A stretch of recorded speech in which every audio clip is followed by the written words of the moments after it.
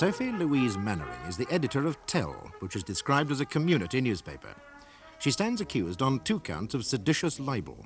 It is alleged that in January 1974, she published an edition of her paper and a pamphlet which were likely to incite hostility between her young readers and the Fulchester police.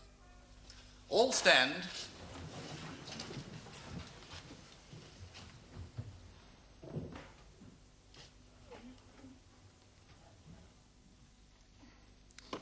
You are Chief Inspector Dennis Macbeth, and you are stationed at Fulchester Central Police Station. Yes, sir. In January of this year, did you have occasion to buy a magazine, one which you did not usually buy? Yes, sir. Acting upon information received, I purchased a copy of a publication called Tell. You personally went out and bought this publication? Yes, sir. May the witness be shown Exhibit 1, please? Here you go. Is that the publication you're referring to, Inspector, the edition dated January 1974? It is, sir, yes. Certain passages are underlined there, are they not? Yes, sir, I underlined them. Would you read the passages underlined on the front page of Tell, Inspector? Demonstrate against police brutality. Fulchester Police Station, Saturday the 19th, 2:30. The time for talking is over. The time has come for action. Demonstrate against police brutality. The time for talking is over. The time has come for action. Was this the first you'd heard of the proposed demonstration, Inspector? Yes, sir. What kind of people usually buy Tell? Young people, sir. Teenagers? Not exclusively, sir. Under 25s, I'd say. Might the readers of Tell be swayed by such a message? They certainly would, sir. Tell is practically their Bible. My lord, with respect, I don't think that the Chief Inspector is an acknowledged expert on the reading habits of the young people of Fulchester. It's far more objectionable is the fact that he's being asked practically the very question which the jury have to decide. You really must be more careful, Mr. O'Connor. I will try, my lord. Who was the editor in January of last year, Inspector? Yes, Mr. O'Connor. My lord, there is no dispute that my client is and was at all material times the editor of Tell. I see, Mr. Sullivan. Thank you. O'Connor. The defendant was responsible for the edition announcing the demonstration, then. What happened, Inspector? Did the demo take place? Yes, sir. Outside Fulchester Central Police Station on the afternoon of the 19th of January, 1974. What kind of people were demonstrating, Inspector? Almost exclusively young people, sir. And what did they do? Well, at first they just chanted abuse, sir. Get the pigs, that sort of thing. Yes, in case there's any doubt in the minds of the jury, pigs in this instance means police, does it not? Yes, sir. And get the pigs would infer an act of violence against the police, correct? My lord, I must object. To get, in this sense, is just a general expression of hostility. It need not imply violence. Yes, that is a question for the jury. I agree, Mr. Salter. Mr. O'Connor? This abuse, Inspector, did it have any effect on your men? No, sir. The first thing a policeman needs is a fairly thick skin. Carry on, Inspector. Well, the demonstrators massed outside the police station, disrupting traffic and preventing entry and egress. How many were there? We estimated the number around 200, 250, sir. What did they do after their chanting? A group of them, about a dozen, attempted to charge our cordon.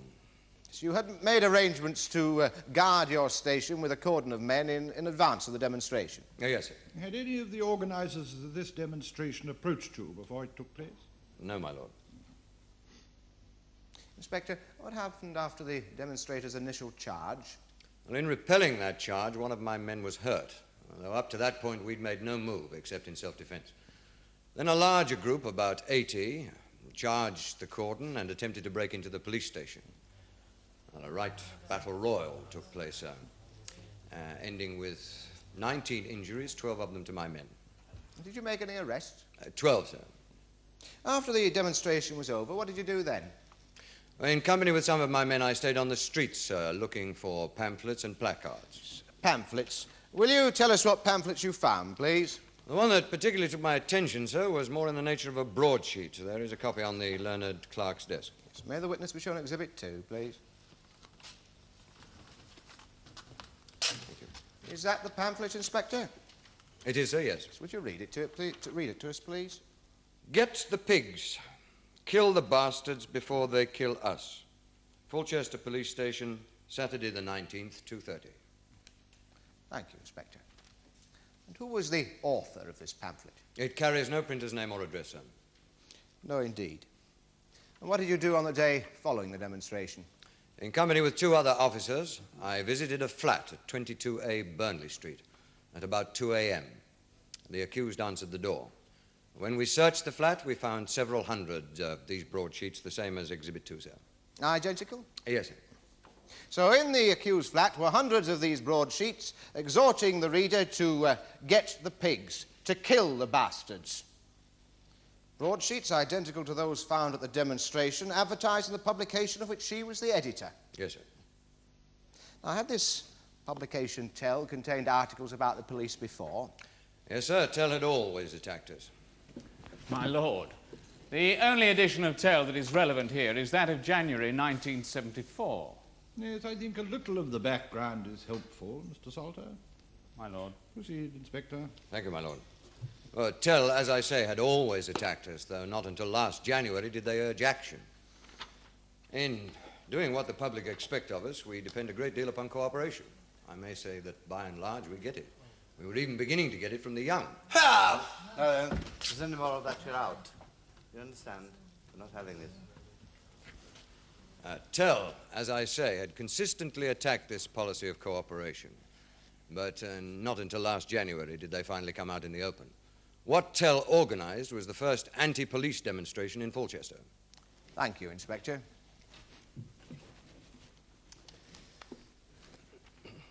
Does the Burns Road mean anything to you, Chief Inspector? I know it, sir, yes. Early in January of last year, you went to a house in Burns Road that was occupied by squatters, did you not? Yes, I believe we did, sir. We understood that there might be trouble as bailiffs were attempting to evict the occupants. Yes. It was a house owned by the council that had stood empty for years. Can you recall who was occupying it, Inspector? A large number of young people, sir. 20 of them, to be precise. And do you remember what they were doing? I can imagine, sir. Oh, can you, Inspector? I suppose you imagine drug-crazed orgies and plans for violent revolution. Yippee! Constable, give us. Come on, let's have it up. Come on, come out. Out! Any more interruptions, and I shall have the public gallery cleared altogether. This is a court of law and not a political trial. Very well. What did you imagine, Inspector? All I know, sir, is that they were in illegal occupation and we were asked to assist the bailiffs to get them out. There were 20 peaceful squatters, of whom 10 were under the age of 18. They were living communally in a house which had lain previously empty. They were in the process of transforming this house into a centre for young people who had nowhere to go. That's right, isn't it? I have no information about their plans, sir. So, on January the 10th, 1974, you went there with 4 vans containing no less than 40 policemen. That's right, sir. Yes. Did you try to negotiate with the occupants of the house, Inspector? Using a loud hailer, sir, I did warn them that they were trespassing. Yes. But before they had had a chance to react to your warning, your men rushed in and tore the place to shreds. The illegal occupants offered some resistance, sir. With the result that 4 of these people required hospital treatment afterwards. 2 young mothers with very small children were brutally manhandled, and everything that the occupants had tried to do to make the place habitable was systematically destroyed. No, sir. Are you surprised, Inspector, that the young people of Fulchester became angry at all this? We were only trying to do our job, sir. Would you agree, Inspector, that the demonstration which took place on January the 19th, 1974, that is, 9 days after this eviction, was in fact a protest over the behaviour of the police in the Burns Road? Well, that may have been the excuse, sir. Excuse, Inspector? I don't think that things would have gone the way they did, sir, if the organizers hadn't stirred up the followers against us. Come now, Inspector, the truth is that you and the Fulchester police have been carrying out a systematic campaign of harassment against the young people who looked different, isn't it? No, sir. And this harassment included frequent stopping and searching of any young person who had long hair or wore strange clothes, as well as intimidation of all those who sold the community newspaper Tell. No, sir. Do you deny carrying out such intimidation? I do, sir, yes. Have you ever visited the defendant's flat before January, Inspector? Yes, sir. Would you tell us about that, please? I was armed with a warrant to search for drugs, sir. This was some 6 weeks before the January demonstration. Yes, the 7th of December, 1973, to be precise. Yes, sir. Are you attached to the drug squad, Inspector? No, sir. So, you, with 4 men and a dog, burst into the flat at 4 in the morning and turned the place upside down. Did you discover any trace of drugs, Inspector? No, sir. But that did not prevent you from taking away several lots of papers, did it? We did take away papers, yes, sir. What was the purpose of that, Inspector? We thought they might be material to our investigation, sir. Oh, did you, Inspector? Material to investigating a drugs case. But what, in fact, you took were the pay stubs for the pages of the new edition of Tell. Excuse me, Mr. Salter, but what exactly are pay stubs? Oh, journals like Tell, my lord, are produced by a photographic process. The material that is to make up a page is pasted onto a board, which is then sent to the printers for photographic reproduction. I see. Thank you. As well as taking the pay stubs and ruining them in the process, you also took away, did you not, the list of subscribers to the newspaper. We may have done so, yes. You don't remember? I don't remember any complaint about it, sir. None was made, Inspector. People who have had Miss Mannering's experience are a little suspicious of police procedures.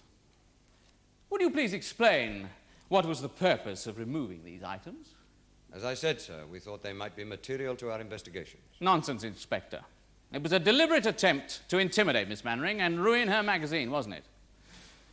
Without the pay stubs, the new edition could not be produced, which meant that she could not get the money and she would not be able to pay the printer's bills. And without the list of subscribers, she would be stuck for future issues. Such was not my intention, sir. No. Inspector, why did you suspect Miss Mannering of harbouring drugs? Well, Tell was always glorifying them, sir. It was part of their lifestyle. Do you disapprove of their lifestyle? I don't think that Tell should preach law-breaking, sir. When you say preach, Inspector, have you ever seen an article in Tell which actually openly told the readers to take any sort of illegal drug? Not in so many words, sir, no. But the whole tone of the publication glorifies what they call the alternative culture. And that means drugs, sex, and anarchic attitudes. Why do you think Tell has such a following amongst the young people of Fulchester, Inspector? I'm not sure, sir. Fashion, perhaps? You don't think that it's because it's the only newspaper in Fulchester that speaks for young people, that expresses the problems they have to face? The only paper in Fulchester which gives them a forum to air their grievances? I don't think it airs their grievances, sir. I think it creates them. I see. Now let us come to the demonstration on January the 19th. You've said that it began with a charge of a dozen or so demonstrators. That's when the affray began, yes, sir. Were those demonstrators attempting to hand in a petition, a formal protest over police behaviour? Not to my knowledge, no, sir. You think their grievances were entirely created by Tell? Not entirely, sir, no, but their confrontation methods, yes. Inspector, do you really think that a newspaper can create a mood of hostility? It happens every day, sir. And then, of course, there were the pamphlets. Oh, yes, the pamphlets. How many copies did you pick up after the demonstration? Quite a few, sir. How many is quite a few? Well, perhaps a dozen, sir. Oh, that seems a rather small number, Inspector, given the size of the demonstration. Doubtless many people took theirs home, sir. And there was the enormous pile in the accused's flat. Where did you find the enormous pile, Inspector? At the bottom of a cupboard, sir. Not hidden in any way? No, sir. Inspector, I suggest to you that the first time you ever saw the pamphlets was the day after the demonstration when you raided the accused's flat. I suggest that there were none at the demonstration, and your suggestion that there were is a complete and utter fabrication. No, sir. The whole tone of the pamphlet, The sir, whole was- tone of the pamphlets, Inspector, is so different to that of the edition of Tell announcing the demonstration that it is quite obvious, is it not, that it's a fake.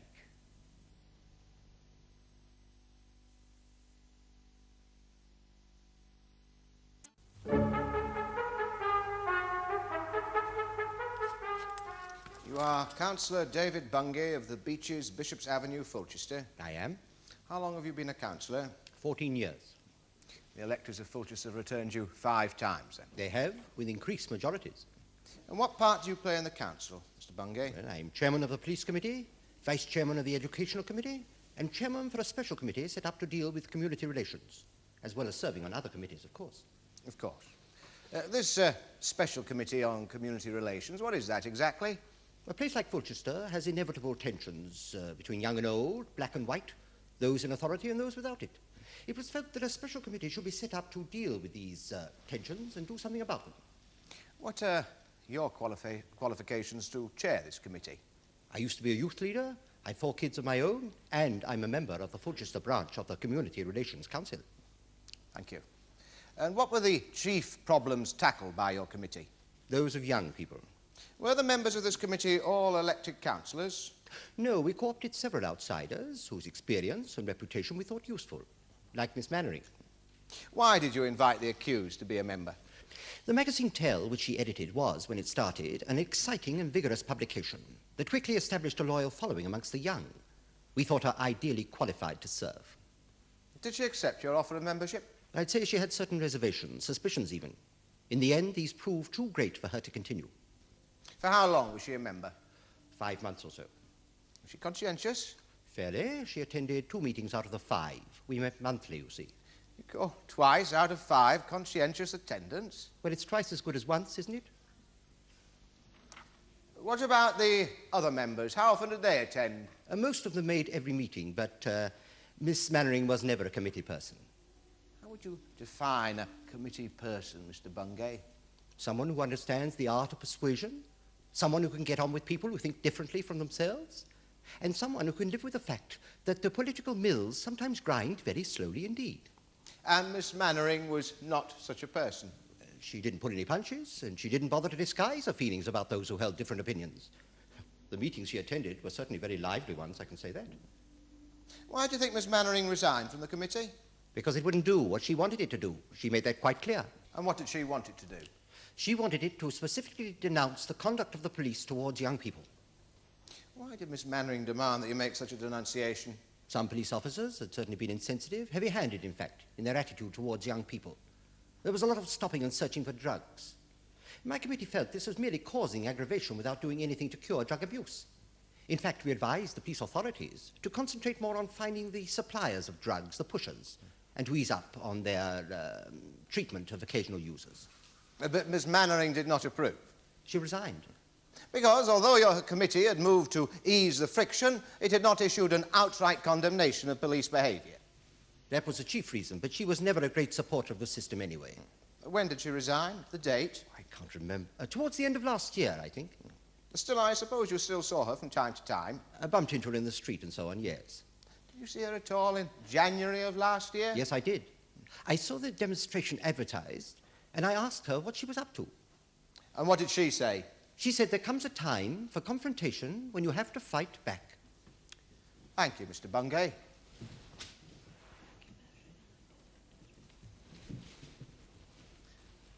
It's quite true that my client once told you, Mr. Bungay, that there comes a time for confrontation when you have to fight back. But she told you that in the context of a conversation about a spate of attacks on coloured youths in Fulchester.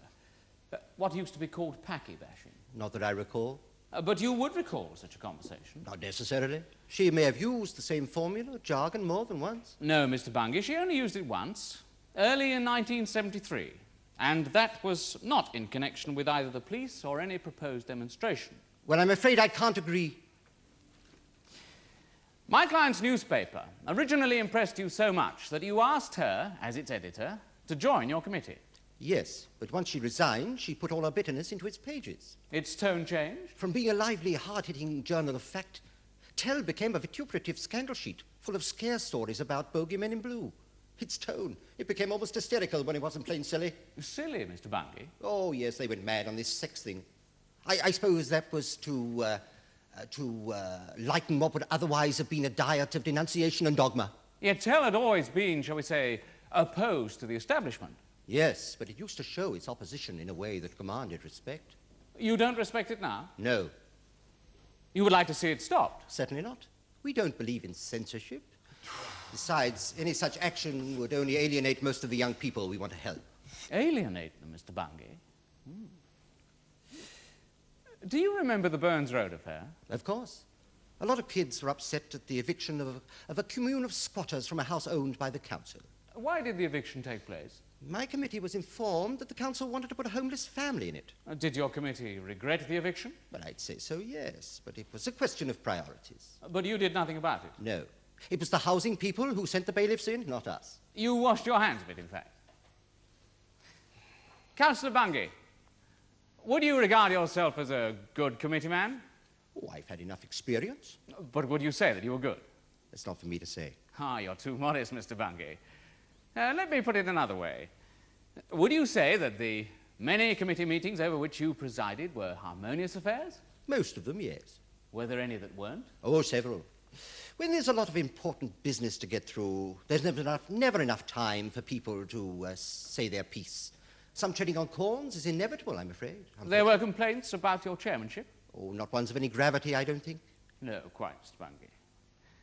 What about the resignation of Mr. Rice on the police committee, what used to be known as the Watch Committee? Rice was an old man. The job was too much for him. Yes, but he was the chairman, though, wasn't he? And he gave as one of his reasons for resigning the post that your presence as vice-chairman was both overbearing and arrogant. The other members didn't think so. They made me chairman in Rice's place. Doubtless you're a very persuasive man, Mr. Bungay. What about the Reverend Piggott on your Community Relations Committee? Did he not resign shortly after Miss Mannering's resignation? I think that was because, like her, he found the democratic process too lumbering for his taste. 2 resignations by amateurs out of a committee of 12 doesn't seem excessive to me. Perhaps those left were more compliant, Mr. Bungay. Now, you said that the tone of the paper Tell only changed after its editor, Miss Mannering, had left your committee. That is right. Can you give us a concrete example of this change in tone? Well, as I said, it became vituperative. Yes, Mr. Bungay, but I want to know what it actually published. Well, I'm not sure I can come up with examples just like that. Oh, really? Surely you can recall the publication in Tell of a certain confidential council memorandum? Oh, that. Yes, Mr. Bungay, that. It was the resolution of the police committee, was it not, of which you were chairman? Yes.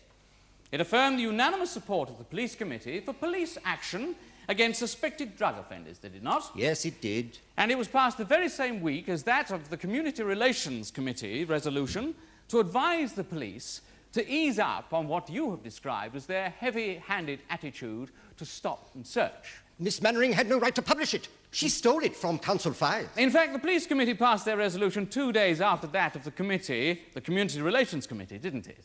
Thus making some nonsense of what you have described your attempt to heal problems and not aggravate them, as you put it. Her publication did no good either. Not in your eyes, Mr. Bungay.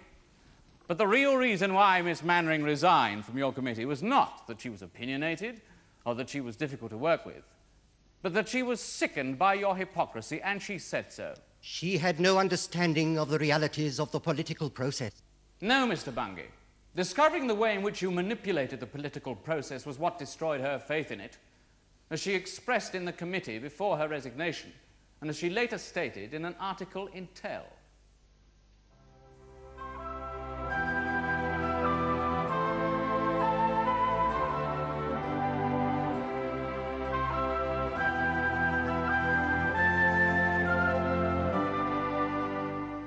The case of the Queen against Mannering will be resumed tomorrow in the Crown Court.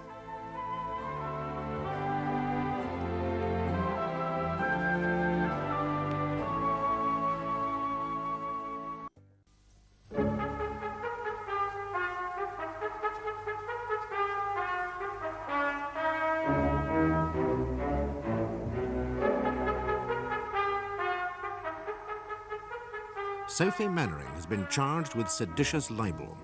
It is alleged that she published a pamphlet and an edition of her newspaper Tell, likely to arouse hostility between her readers and the police. A police officer has testified that an anti-police demonstration organised by Tell took place in front of Fulchester Police Station on the 19th of January 1974, and that it became violent. The suggestion is that the pamphlet and the newspaper were responsible for the behaviour of the demonstration. The prosecution have just called their last witness. You are Michael Maynard of 3 Scott Road, Fulchester. Yes. What is your occupation, Mr. Maynard? Well, I'm a social worker in charge of a council hostel for adolescents in trouble. Where is this hostel situated? Scott Road. It's just round the corner from Burns Road. It's where we were told a similar, though unofficial, centre once operated. That's right, the Burns Road commune. What were your relations with this rival establishment? Friendly. I didn't consider them as rivals, more like comrades. How would you describe relations between police and young people? The young people with whom you have professional dealings, Mr. Maynard. Mostly rough. Whose fault is that? Well, it's too easy to blame the system, isn't it? The kids who come to us, they've no faith in it. But I think they can be helped to cope. If you've got no alternative to put in its place, I think you ought to be a bit constructive. It's right to criticise, but there are different ways of doing it. Were you a witness to the eviction of members of the Burns Road commune? Sure. That was on the 5th of January 1974. Yeah, that's about it. What did you think of it, Mr. Maynard? Oh, it was a cock-up. Would you explain what you mean by that, please? The police were far too heavy-handed. There was no need for that. What about the squatters, the members of the commune? Yes, they could have played it cool too. There were too many kids around to risk a fight. Would you have said that the eviction caused resentment amongst young people? Well, sure it did. But you'd expect that kind of thing if you take on the system. You make it sound as if taking on the system is an everyday part of life. It is in mine. If you can't overthrow it, you have to know how to live with it. Which the Burns Road people didn't know. Well, they knew what would happen. They sort of provoked it. There are some people who like getting their heads beaten in. Of whom you're presumably not one. I'm not a confrontation man, no. In any event, in spite of the resentment about the Burns Road eviction, it wasn't immediately followed by any spontaneous demonstration. No. I'd like to ask you some questions about Tell. Did the paper have a large following amongst young people? The young people with whom you were in contact? Well, most of them read nothing else except for the occasional comic. And what did they think of it? Many took it as a gospel. And why was that? Well, there's no other paper like it. There still isn't. It was funny, sexy, well laid out. It would print stuff no other paper would touch. Such as the famous memo from the police committee. Yeah, that's right. It was a great scoop. You know it was taken illegally. Well, sure. But it really made Tell look like a crusading angel, didn't it? Was its effect helpful, do you think? I'd say so. The whole Committee on Community Relations needed shaking up. Did you see the edition of Tell for January 1974? The one advertising the demo, yes. Did you do anything when you'd seen it? Yes. I went to see Sophie Mannering at her flat. Was she there? Did you talk to her? Yes? I told her they have concentration on the brain.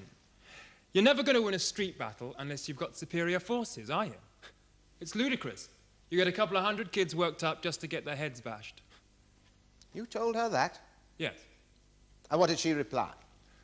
She said I knew perfectly well she and I had nothing in common. She was busy, and would I go away and stop wasting her time? Yes. Now, Mr. Maynard, what about the demonstration of January the 19th? Were you present? From the beginning, As a participant? as an observer. I wanted to prevent my kids from getting hurt if I could. Now, despite all the friction there being between the police and young people, had there ever been an actual demonstration against police behaviour before that announced by the defendant in her paper? There had been the odd protest, and plenty of reason for it. But this was the first head-on clash. Thank you, Mr. Maynard. Mr. Maynard, would you look at the pamphlet? Exhibit 2, please. Have you ever seen that before? No. You didn't see copies of it circulating during the demonstration? No, but I was only on the fringes. Quite. How would you describe the tone of that pamphlet with its cry of, "Get the pigs, kill the bastards before they kill us"? Well, it's daft. Thank you, Mr. Maynard. Now, would you look at Exhibit 1, please? You've seen that before, of course. That was the edition containing the announcement of the demonstration. Right. How would you compare its tone to that of the pamphlet that you've just examined? Well, there's no comparison. Would you say Tell's tone was mild if you had to make a comparison? Yes. Now, how would you describe the reaction of young people with whom you came in contact to the Burns Road affair? They were pretty worked up. As they were over police behaviour in general? Some of them. And how would you have advised them to relieve these feelings? Well, I don't know. A petition or something, maybe. Did you know that the demonstrators have tried to hand in a formal petition about police behaviour? No. You weren't asked to sign? No. Perhaps you did not observe all that went on, Mr. Maynard. Perhaps you were not so closely in touch with the young people as you thought. Now, failing a complaint or petition, what means of protest was there left that you might advise? A demonstration, I suppose, provided there was no violence. Thank you, Mr. Maynard. That concludes the case of the prosecution, my lord. Mr. Salter. I apologize, my lord. The position is that my client has just indicated that she wishes to withdraw my instructions. To avoid misunderstanding, I would like to add that my withdrawal from this case is a matter of mutual consent. Indeed, Mr. Salter. May I ask why? Miss Mannering feels that there are certain issues in this case which she is able to explore better than anybody else, my lord. Does she indeed? Miss Mannering, do you realize what you are taking on? Well, of course, you are entitled to dismiss your counsel and conduct your own defense. But if in adopting this course of action you are hoping to make political capital out of this trial, you are mistaken. You will be bound by all the usual rules. Now, is that clear? Yes, my lord. Very well, Miss Mannering, perhaps you'd better come and sit down where your counsel is. It may make the taking of notes and so forth easier for you. Thank you, my lord. There is no need to thank me. You are entitled to all the assistance that this court can give you. EV Lawyers. Now,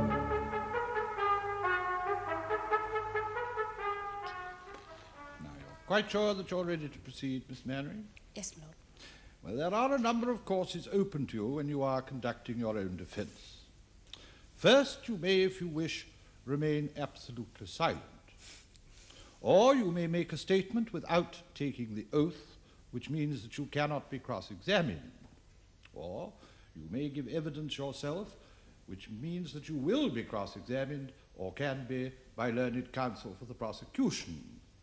Or you may call witnesses and then address the jury. Now, could you tell me, please, which of these courses you will be adopting? I shall call some witnesses, my lord, and then I'd like to address the jury. Very well. Proceed. I'd like to call Edward Freeman, please. The whole truth and nothing but the truth. Now then, let's have his name and address first, shall we, Miss Mannering? Oh, yes. Please say who you are, Eddie, and where you live. My name is Edward Michael George Freeman, and I am of no fixed abode. Were you a member of the Burns Road commune? Yes, for as long as it lasted. How long was that? 8 months. As you were a founder member, would you please tell us how it started? Miss Mannering, I don't wish to interrupt unnecessarily, but I want to be sure that you understand, while of course you are entitled to go into relevant background material, it would help to shorten this trial if you concentrated on the substance of the charges against you. Is that clear? Sorry, my lord. I should like you to come to the point, Yes. without, of course, presenting your case with undue haste or leaving out anything really material. Yes, my lord. Carry on, then, Miss Right. Mannering. Thank you. Yes, Eddie, how do you earn a living? Selling copies of Tell. Would you say how that works? We pick up copies of the month's issue from your place or from the printers, and we either flog it around the streets or else lay off copies on newsagents, and we keep half the bread. Yes, I don't want you to think of me as a reactionary pillar of the establishment, Mr. Freeman, but I'm afraid you will have to explain that for me. You either sell it on the street or what? Or we get the newsagents to take some, and we keep half the money. I see. Thank you, Mr. Freeman. Miss Mannering? You also contribute to Tell, don't you, Eddie? Yeah. Do you get paid for that? You're joking. Nobody gets paid just for writing. How long have you been writing for the paper? Since it started? So, you'd be able to explain how the paper's put together? Sure. You want me to explain? Make it brief, if you would, Mr. Freeman. It's simple enough. Anybody who wants to put something in turns up at Sophie's flat and we all argue about it. Is that all? Yes, my lord. I commend your brevity, Mr. Freeman. But doesn't Miss Mannering exercise control over what is published or what is not? Oh, no, my lord, it's very democratic. That's the whole idea of the paper. It's for anyone with anything to say, and there have been plenty with nothing to say who've got in, too. So, would you say that Tell was run collectively by the people who contributed to it? Miss Mannering, you are not supposed to lead your witness. Your witnesses must state the facts in their own words. Sorry, my lord. Eddie, how would you describe the running of Tell? I'd say it was run collectively. Thank you. Was that a joke, Mr. Freeman? I'm sorry, my lord. Miss Mannering faces very serious charges, and I would not like people to think they were matter for levity. Very well, Miss Mannering. Let's talk about your relations with the police now, Eddie. What can I tell you?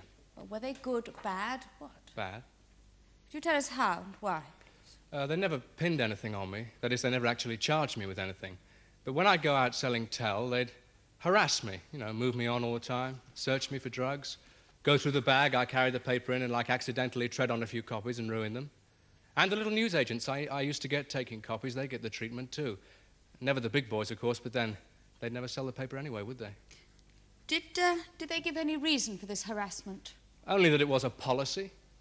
I'd never get involved. I'd never carry grass or get involved in anything stupid like that. I like a quiet life. Mr. Freeman, when you say a policy, do you mean to imply that the police deliberately harassed young people merely because they were reading your newspaper? Exactly, my lord. That is a very serious allegation. You ask anyone who worked on the paper, or who lived in the commune, or anyone who looks a bit weird, for that matter. Carry on, Miss Mannering. You remember after the eviction of the Burns Road commune, Eddie? Yes. Could you tell us what happened? A whole lot of us went around to your place to see what we could do. Do you remember how many? A couple of dozen, at least. And do you remember what was discussed? Some talked of going to the council, but after your experience, we knew that wouldn't work. There was obviously nothing the law was going to do for us. So after half a night's talking, we decided the only way to show how strongly we felt was to hold a demonstration of some sort and try and present a complaint. And how was this demonstration to be organised? We were going to announce it in the paper. And was the decision to demonstrate and present a complaint unanimous? Absolutely. Everyone was really angry. Had the paper ever been used in this way before? It always carried announcements of demos and things, sure. Can you recall any talk of violence at this meeting? Certainly. What violence? The violence the coppers had used against the commune. Was there any talk of retaliation? There were some crazy people there, but most people argued that a peaceful demo would make our point best and stand a better chance of gaining public support. Now, there was a majority for this view. Overwhelming. You were part of it. Do you remember what happened when the first copies of that edition started? Could you make it clear which edition you mean, Miss Mannering? That of January 1974, my lord, the one announcing the demonstration. I see, thank you. Do you remember what happened, Eddie, when people came to collect their copies of that edition for selling? You mean about the guy with the pamphlets? Is that all right? Yes, that's all right. Answer the question. There was one of those nutcases who just loved a fight. He'd been going on and on about getting the pigs at the earlier meeting. In fact, someone said afterwards, it was you, wasn't it? You even suspected him of being an agent provocateur. Anyway, he brought with him a pile of pamphlets, said something like, kill the pigs. Something really stupid, you know? Why stupid? Anyone who thinks they're going to persuade anybody by that sort of talk should join one of the extremist groups. Violence is their bag, not ours. Bag, Mr. Freeman? Thing, your lordship. I see, thank you. What happened to the pamphlets, Eddie? We took them off him, didn't we? Why? Because everybody thought it would be crazy to give out things like that. So what happened to them? They were locked in your cupboard, weren't they? Well, you're supposed to answer, not me. They were locked in your cupboard then. Thank you. Not distributed at the demo? Certainly not. We all agreed. Right, let's come to the demo now then, Eddie. Did you? Could we establish, just a moment, Miss Mannering, whether Mr. Freeman attended the demo? Oh, certainly, my lord. Eddie, were you present at the demonstration on the afternoon of January 19th? I was there at 15 hours, Did you stay to the end? to the bitter end. Could you tell us what happened, please? A small group of us tried to hand in a protest complaining about the police eviction of the commune and of their treatment of our people in general. And they kicked us down the steps. And then? And then we tried again, and then the fighting started. And how did the demonstrators react? Panic. Most tried to get away, but we were surrounded. You could only try and defend yourself. Thanks, Eddie. That's all I have to ask. Thank you.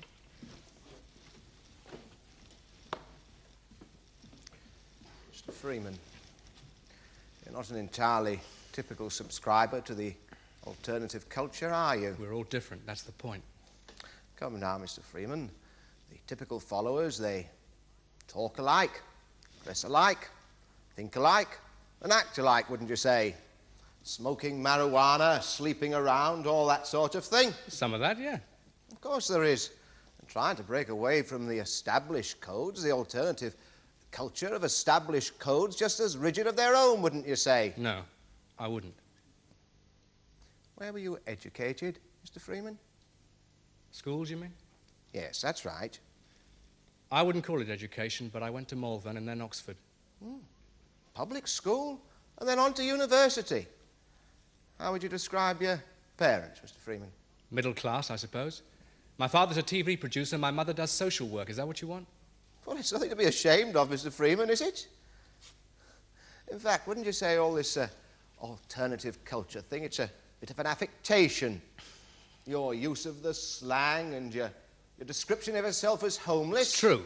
I don't have a home. Well, have your parents thrown you out then, Mr. Freeman? It's not as simple as that. Of course it isn't. Doubtless they're just waiting for you to grow out of this phase. I dropped out from conviction. The whole thing sickened me. Certainly, Mr. Freeman, certainly.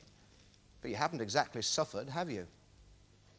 The problems of a background of poverty and insecurity, problems that have genuinely driven many young people from their homes, these have never affected you, have they? I've gone hungry. Hungry, Mr. Freeman, when your parents were only too pleased to give you a hot meal?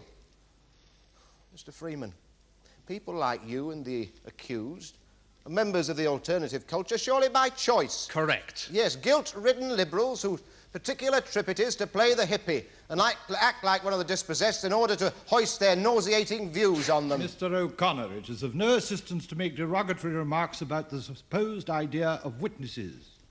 You have not established what this witness's ideas are, yet you characterize them as nauseating. And in any event, as you well know, this is not a trial of anybody's ideas. Indeed, my lord, I must confess to having overstepped the mark. Very well.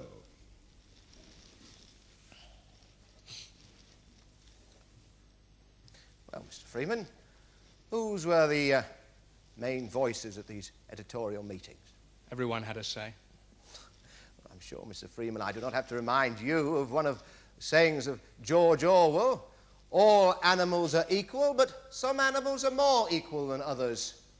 Whose say counted the most? Yours, Miss Mannering's? Everyone was equal. Well, I'll leave the jury to judge of a man of your background and a lady of Miss Mannering's undoubted eloquence wouldn't have had the edge over those denied your advantages. You were manipulating them, weren't you? Certainly not. Kids came to us in Burns Road because we offered them freedom. Tell was their voice. The freedom to sponge off society and smoke pot. Oh, really, Mr. O'Connor? Woo! Miss Mannering may be too unfamiliar with court procedure to object, but I should like to know the purpose of that line of questioning. Well, I'm trying, my lord, to understand this witness's motives. His motives? But he's committed no crime, has he? His motives for behaving as he did in the events which led up to this case. But that is of no concern of ours. It is not his behavior that we are concerned with, but his veracity as a witness. Your lordship insists. I do. How old were the founder members of this commune? I don't know. Round my age, I suppose. Age didn't matter. Yes, we're older anyway than the young people who drifted in and out of your commune. A little older, I suppose. Yes, just senior enough to influence them, perhaps. Corrupt them, you mean? You don't know those kids. Not even you could corrupt them. You think a lawyer corrupting influence, do you? You said it, not me. I want to come to your views on violence. Do you call yourself a coward? Oh, really, Mr. O'Connor? I don't mind, my lord. I would describe myself as a coward, yes. Do your colleagues at TEL share your views? On cowardice or violence? Both. Some people I know talk of violence. You see it all around you, after all. But we reject it as a political tactic. Why? Because it doesn't work. It doesn't persuade anyone. It doesn't get you anywhere except hurt. Highly commendable view, Mr. Freeman. Thank you. But how many of the young and impressionable readers of TEL shared your views? The paper was always against pointless violence. Yes, but when someone managed to make an appeal for violence interesting enough, would TEL publish it? I mean, in the interests of free speech. We might. Did you, in the offices of TEL, ever discuss whether your readers, lacking your maturity, might be encouraged by such an article to commit violence? Discussed it, yes. But people don't get roused by an article. They get roused by an event. Yes, but here TEL harnessed the article to an event. I put it to you, Mr. Freeman, that you and your colleagues knew exactly what you were doing. You knew that skillfully presented the events surrounding the Burns Road commune, which, let me remind the jury, was an illegally occupied house owned by the council who wanted it for a homeless family. You knew that skillfully exaggerated, your eviction would arouse your readers. You played on them in order to arouse hostility towards the police, who were, after all, only acting on the orders of a democratically elected council. It's rubbish. Well, why else did you organise a demonstration? We all felt very strongly. What else could we do? Yes, weren't you in fact proud of organising it? We weren't ashamed of it. There was nothing else to do. Did it strike you that in organising such a demonstration, given what was, even in your view, the heightened state of feeling between the police and young people, that you were adding fuel to the fire and actually encouraging violence? The violence was on their side, not ours. We couldn't just sit back and do nothing. Not even I could. So, as your newspaper put it, you decided the time for talking was over and that the time had come for action.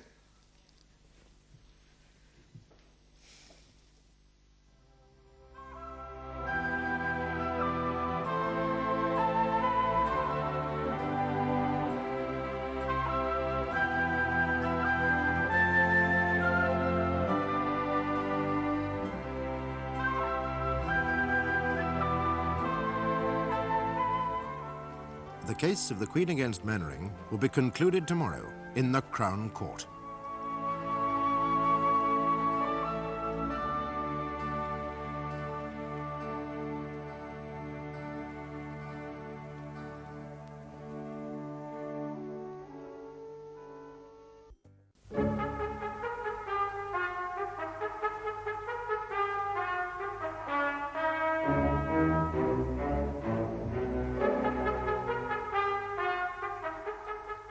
Sophie Mannering is alleged to have published a pamphlet and an edition of her newspaper TEL likely to have the effect of promoting hostility towards the police and which led to a violent demonstration in front of Fulchester Police Station.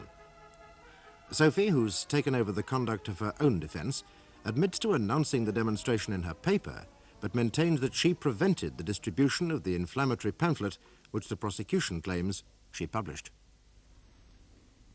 Father Michael? I beg your pardon, Miss Mannering, but when asked his religion, I thought Mr. Piggott said he was a member of the Church of England. Everyone knows him as Father Michael, my lord. I doubt if God makes much distinction, my lord. Father Michael. Oh, I better have your full name and address, please. Michael Llewellyn Piggott, incumbent of All Saints Church, Fulchester, residing at All Saints Vicarage. Now, how long have we known each other? Since confirmation classes. You're 23, 10 years. And we continue to meet even though I'm no longer in communion with the church. I don't consider you a lost soul. Do you see many young people in the course of your work? I'm surrounded by them. Why is that? They seem to trust me when they're in trouble. Even though they may not be practicing Christians? Well, whether they go to church or not is immaterial. It's my job to help those who need it. Well, what do you know of our paper, TEL? I helped you start it. Could you say how? I was one of the guarantors of the first bank loan. Why did you lend it your support? Well, the young people needed a forum, a voice they could call their own, and I believed that Tell would provide such a forum. I don't agree with all of it, of course, but it's the only paper of its kind in Fulchester, and therefore I support it. Would you say that Tell had ever supported violence? Not to my knowledge, no. Quite the contrary. Its original philosophy of love and peace are quite consistent with Christian principles. Thank you. My lord, could I ask Father Michael to talk about my own attitude to violence, since he knows so much about it? Yes, Miss Mannering, it's a far more materiality than a lot of general comment about your newspaper. Ask away. Thanks. Father Michael, could you tell the court how I feel about violence? I'd say you were a tolerant person. You feel strongly about injustice and hypocrisy, but I've never heard you support violence, and knowing you as well as I do, I'd say it was not within your character to do so. Thank you. Now, would you tell us about the Community Relations Committee, of which you and I were both members? Well, it was a nonsense. Why? Well, it never got to grips with the real problems. There was plenty of talk, but never any action. Mr. Bungay saw to that. On the one occasion when we were sufficiently united to pass a resolution asking the police to moderate their approach to young people, he got the police committee to negate it, which you quite rightly exposed. Now, why did you resign from the committee? Because it could serve no useful purpose. Would you say there were problems between young people and police in Fulchester? Miss Mannering, you are leading your witness again. Sorry, my lord. So difficult putting things the wrong way around. Father Michael, how would you describe relations between young people and police in Fulchester, right? All right. I would say they were bedeviled by mutual suspicion and misunderstanding. And who would you blame for this state of affairs? No one. Well, would you say there was a way of improving it? Well, the best way is telling the truth.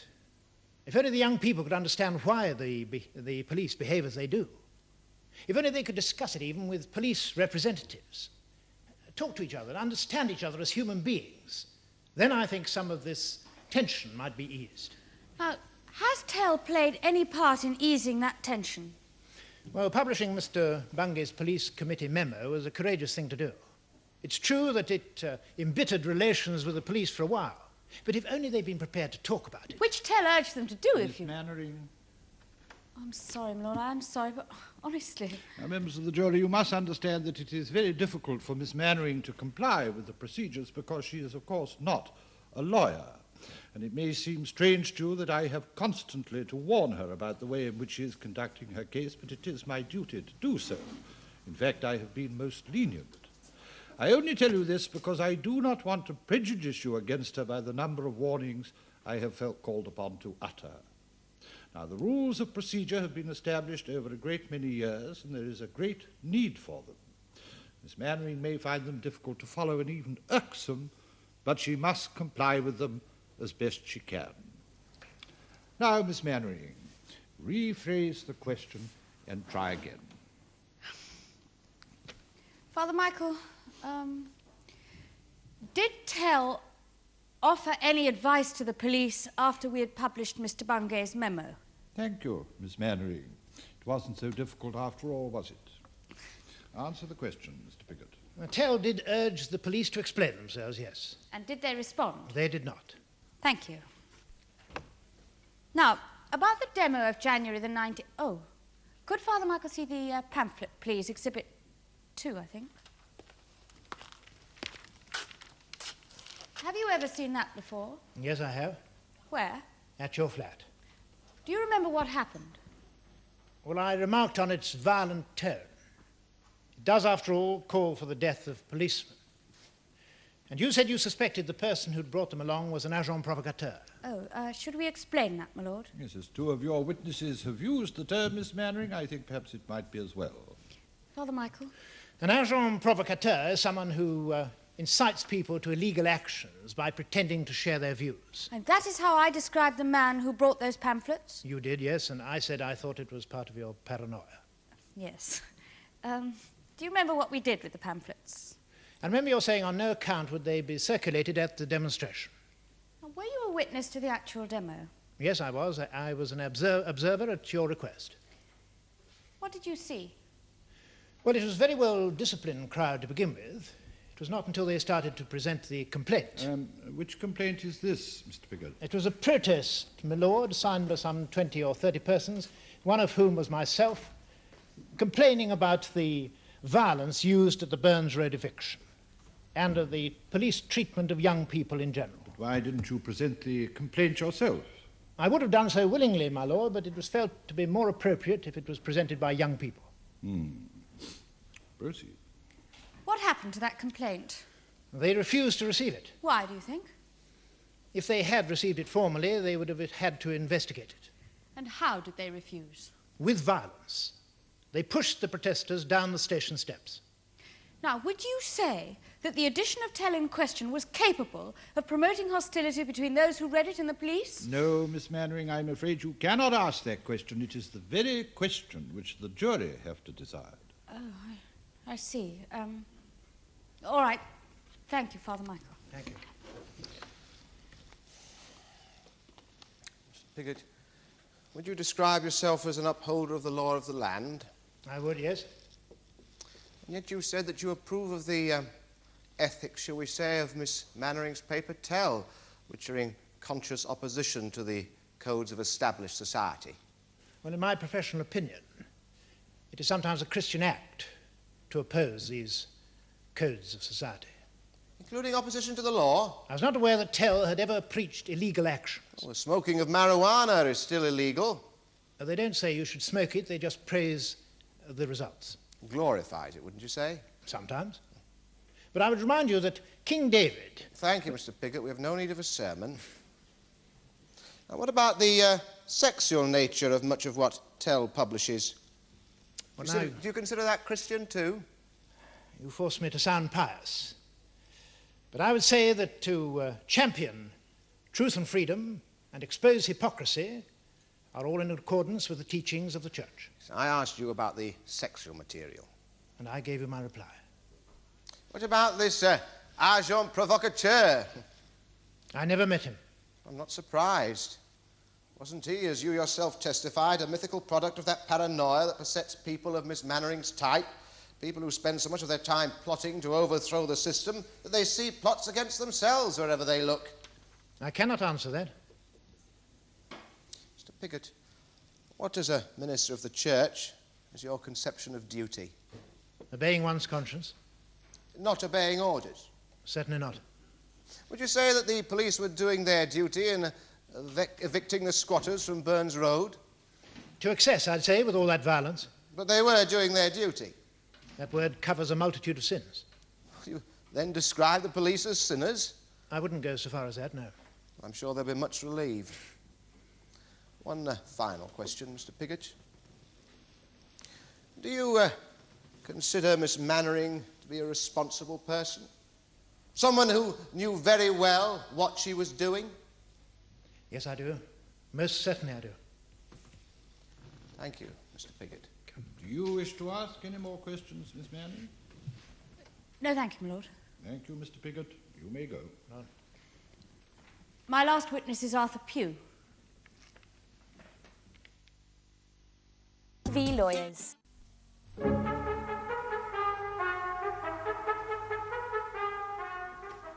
You're Arthur Pugh. You live at 22A Burnley Street. What is your profession? Writer and broadcaster. How many books have you published, Arthur? Oh, difficult to say. At least a dozen. Can you not give a precise answer, Mr. Pugh? Well, my lord, I've been at it a long time, and it depends on what you count as books. For example, I've done a number of comic strips. Would you include those? I see. Proceed. As a writer, Arthur, what do you think of Tell? Well, I think... My lord, while I have every sympathy with an accused handling her own defence, one can carry leniency too far. This evidence can only be wholly immaterial. But, my lord, since Tell is on trial here, surely... Miss Mannering, Tell is not on trial. You are. And if your witnesses cannot give evidence as to whether or not you published a pamphlet or what your intentions were, their evidence is only permissible if they testify as to your character. Now, you may call half the population of Fulchester if you like, but I shall warn you, as I have warned you before, that I shall prohibit their testimony unless it is relevant in the way that I have described. Now, do you wish to continue questioning, Mr. Pugh? Excuse me a minute. Yes, my lord. Will he be a character witness? Yes, my lord. Very well. As a writer, Arthur, look, this is material, my lord, I promise it is. As a writer, Arthur, could you define incitement? I'm Yes, sorry, indeed, I Miss could. Mannering, I must interrupt you once more. The legal definition of incitement is a matter for me alone. You mean I can't get Mr. Pugh's definition? This is getting ridiculous. Miss Mannering, Sorry, I didn't mean to be rude. I'm sorry, my lord. Well, can I ask him what he thinks of relations between young people and police in Fulchester? well, can you describe his testimony on this matter as expert? Oh, yes, he's written books about it. They are novels, are they not? If you'll forgive me, my lord, novel writing is every bit as serious a business as the writing of non-fiction. Some would go as far as to say novels contain the greater truths. Would they now? But that does not confer the status of expert upon you. And in any case, expert evidence, in my view, is not admissible on this point. Now, carry on with something else, Miss Mannering. Well, I can't. You won't let me. You want him to give character evidence? Oh, yes. What is your assessment of my... No, I'm afraid not, Miss Mannering. I will do it for you. Now, Mr. Pugh, you live at the same address as Miss Mannering. How long have you known her? 5 years. I'm her landlord. Have you ever heard of her being involved in any illegality or violence? No. Anything else? No, thank you.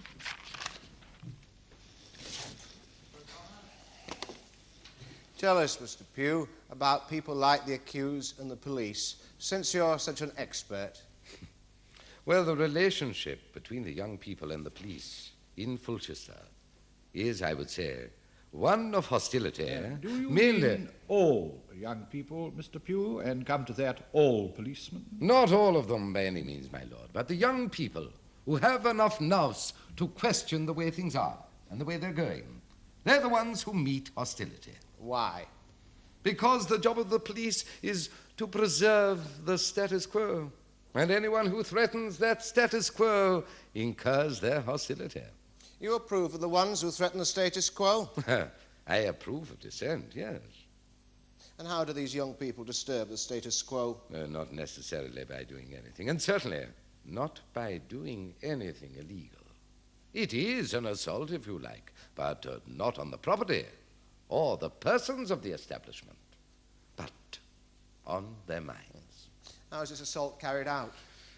Oh, by acting differently and dressing differently and behaving differently, expressing themselves differently.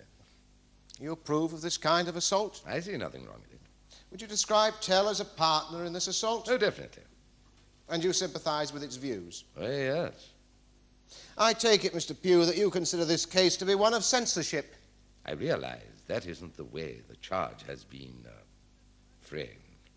But I put it that way, yes. Would you champion free speech, whatever the circumstances? Oh, not whatever the circumstances, no. Well, in what circumstances would you deny it? Oh, come now, this is a well-worn argument. Forgive me, Mr. Pugh, but we're not all elevated literary men. Perhaps you'd answer my question. Oh, very well, if that's how you want it, to play it. I'd deny anyone the right to shout fire in a crowded room without cause. I deny anyone the right to make inflammatory racial statements because of the Race Relations Act. And there are certain things I would deny minors, M-I-N-O-R-S, until they're capable of making up their own minds. Thank you. Is that all? Oh, aren't you going to argue? Now, Miss Mannering, since the witness is being cross-examined on a number of matters, you may ask any questions coming out of those matters. What, for example? Well, you might ask him about this supposed assault on the status quo. Before you said I couldn't. That was in examination. Oh, well, yes. Arthur, how would you say Tell was part of this attack on the establishment? Well, let me put it like this. As a writer, I tried all my life to show people that there are alternatives. There are different ways of looking at things that may make their problems clearer. Though my ideas have often caused controversy, they've never, as far as I know, achieved the purpose that they were set out to. They have never changed anyone's life. They haven't even changed my life much since I'm as middle class as the next man. Yes, but Tell is different. He doesn't preach, and it certainly doesn't push revolutionary dogma at its readers. But its pages are full of the experience of people who have changed, who've changed their style of living. Tell doesn't say or ask what should happen. It says, try it. Try it this way. We have, and it's worked.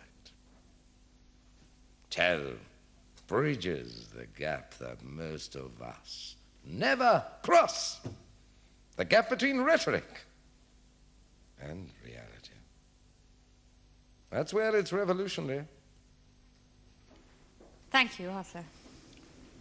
Thank you, Mr. Pugh. You may leave the witness box. Can you have any doubt that the violence of the demonstration was caused by these publications, collectively or individually? The alleged police brutality at Burns Road was followed by nothing.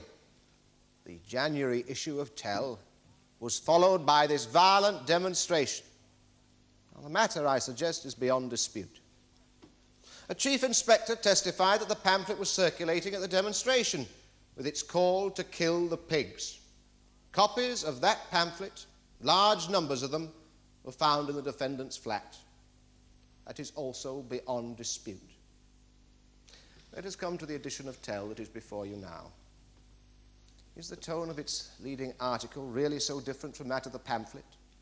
Less explicit, perhaps, but surely with the same inflammatory tendency. The important thing is, members of the jury, what effect such language would have on the audience for which it was intended. You have heard evidence about the following that Tell had amongst young people, and you've seen for yourself the eloquence and conduct of the accused. Can you doubt for 1 minute that she did not know the consequences of publishing such a story and such a pamphlet? Was it not as irresponsible an act as setting light to a fire with petrol? Miss Mannering and her friends, in their middle-class, manipulative way, knew very well what they were doing. It was, as the celebrated Mr. Pugh put it, described it, an assault on their minds that led to the events of the 19th of January. The evidence is that the accused is guilty. I ask you to return that verdict.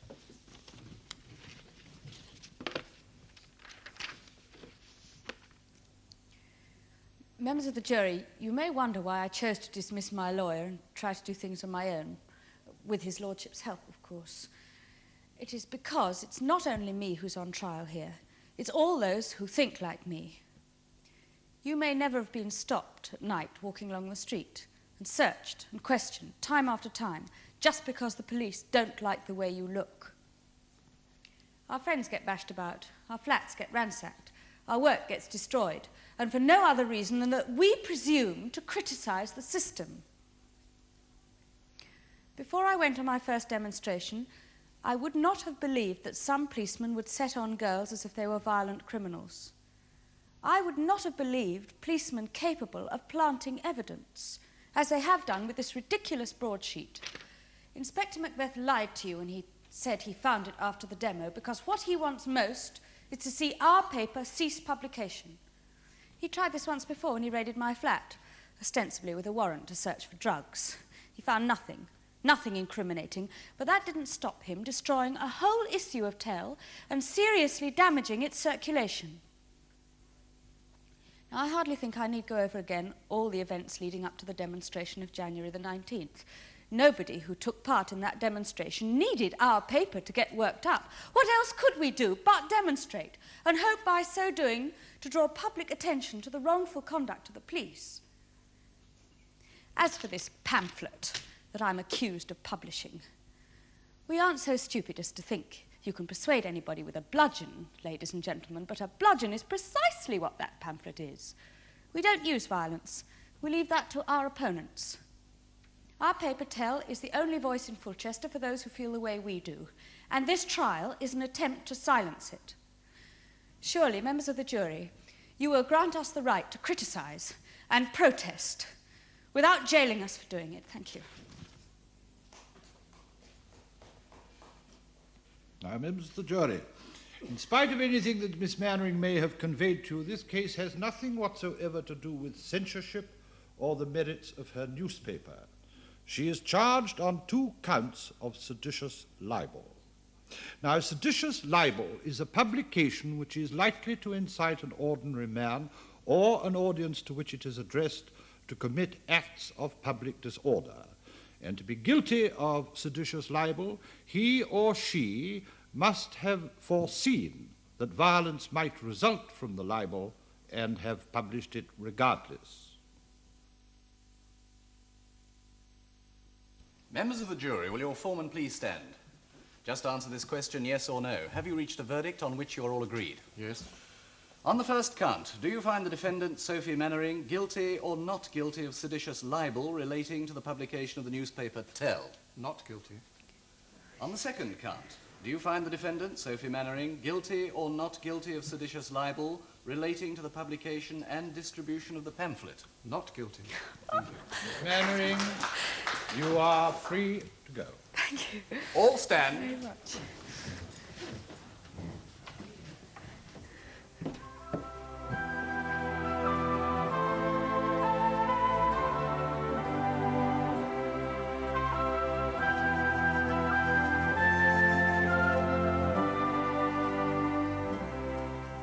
You can join another jury when our cameras return to bring you a leading case from the Crown Court.